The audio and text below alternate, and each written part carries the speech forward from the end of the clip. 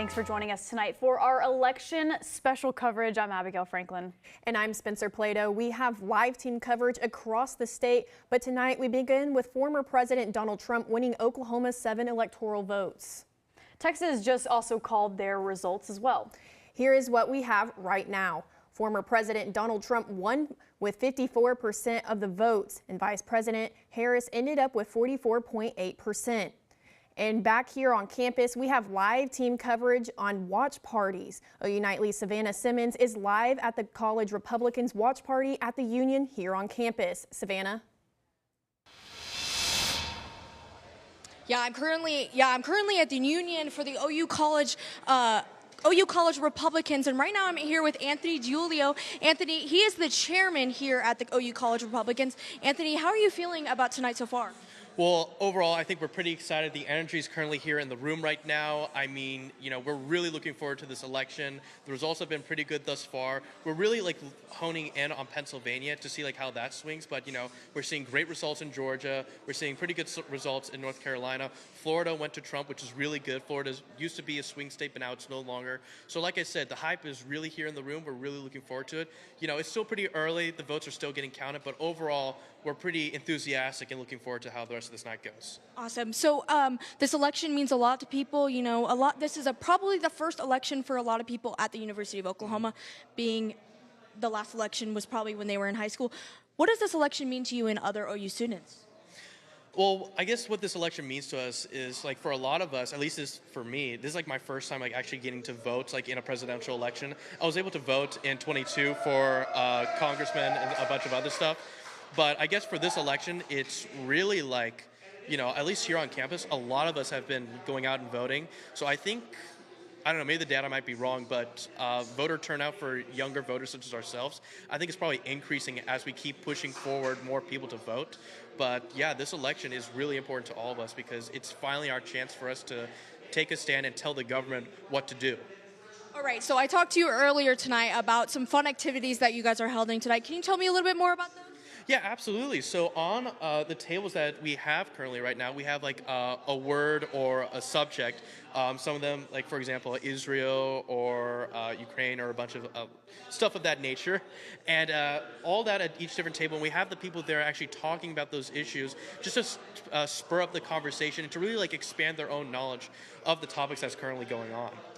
Well, thank you so much, Anthony. I will be probably going to another watch party tonight, and I'm going to check back with y'all when that happens.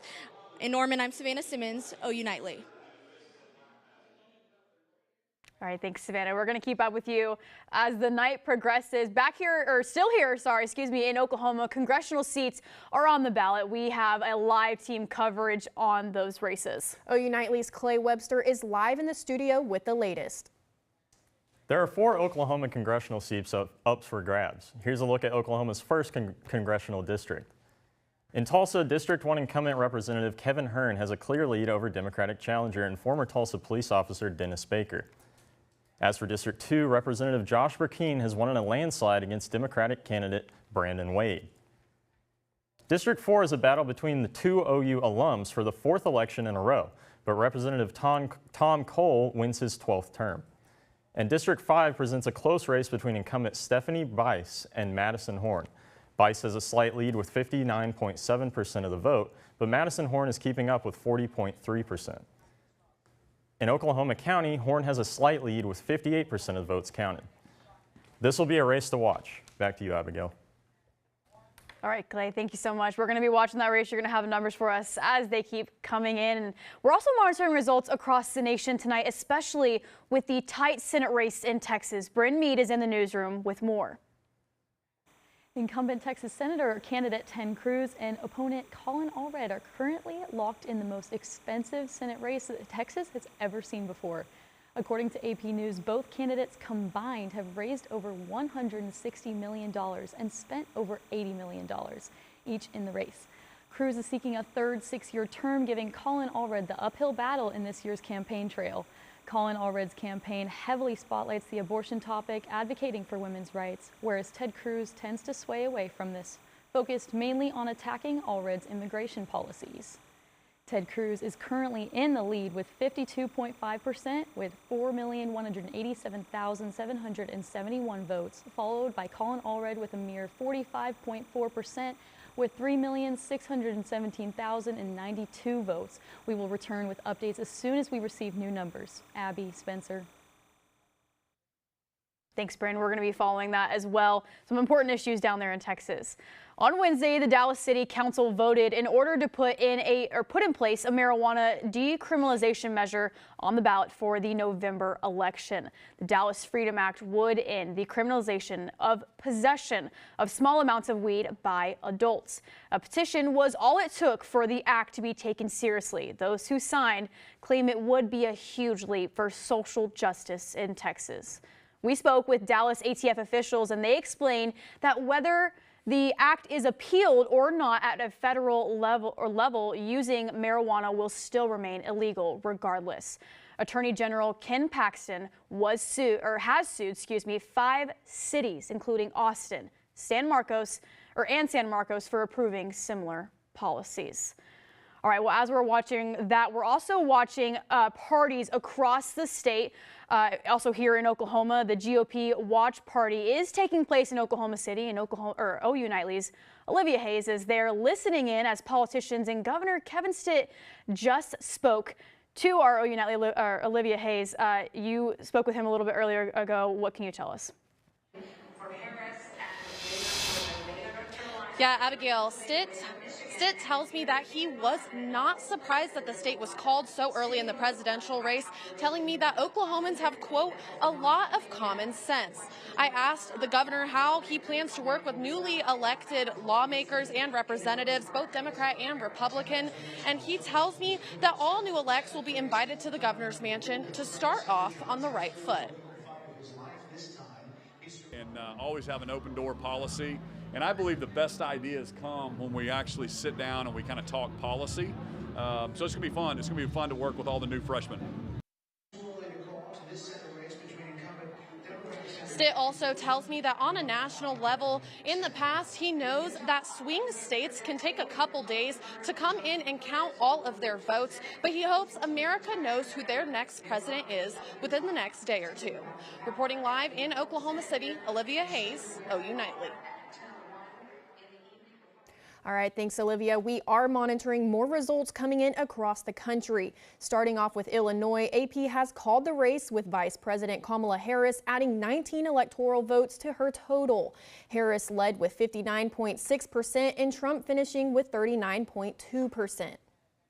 Moving on to Delaware, Vice President Harris takes 3 electoral votes with 56.7% of the votes. Former President Donald Trump trailing with 42% of the vote, and that's with 63% reporting. Well, our teams are covering congressional races across the country as well. OU Nightly's Cariana Gamboa and Willie Gillespie are live in the studio covering the results. Cariana, Willie, what's the latest in this race? Control of Congress is at stake today with tight races for the House and the Senate. These races will determine which party will hold the majority and the power to boost or block a president's agenda. Yeah, Republicans currently hold the majority in the House while Democrats have the Senate. And Cariana, you've got more details in the Senate race. Right now, the U.S. Senate is leading red with 38 currently in office and 8 called as Republican candidates are taking states, while Democrats are hoping to keep the Senate with 28 in office and 8 states have secured seats. Earlier, West Virginia was flipped by Republican Jim Justice. Now there are 18 seats left to be called. We are following the toss-up states that could follow the same path: Montana and Ohio. While Bryn Mead is going to follow the Texas Senate race, she'll have more later tonight. Yeah, and Republicans currently hold the majority in the House, 220 to 212, but that might change where Democrats need only 4 seats to hold a majority. And we're watching 22 toss-up seats, especially in New York and California. In New York, Republicans are working to defend 4 seats they flipped back in 2022. And in California, there's 5 other seats that the GOP may have a tough time holding. Kamala Harris likely to win both of those states in the presidential race. Susan Delbene, who's the chair of the House Democratic campaign arm, told NBC News that the Democrats are in a, quote, very strong position to take back the majority. Now, records show that if Democrats take the House and Republicans take the Senate, it would be the first time that the chambers of Congress have both flipped opposing political parties. Back to you guys. All right, well, thanks, Kariana and Willie. We're going to have a lot going on tonight. We're going to be monitoring all those races. We've got a lot of election results to cover. We're going to be here all night watching those for you. Stick with us on Facebook, YouTube, and Cox Cable. For now, I'm Spencer Plato, live from Gaylord Hall on the campus of the University of Oklahoma. Good night.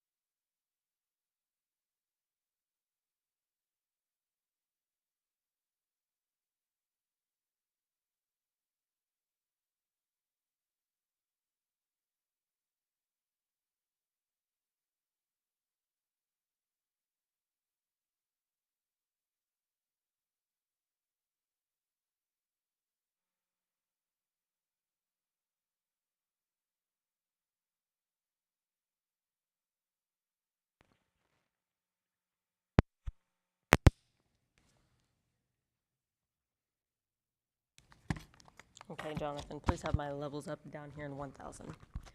So I'm doing a mic check, 1, 2, 3. I am down here in 1,000, hoping the hum has gone away now that we changed. Wonderful, fabulous, we love it.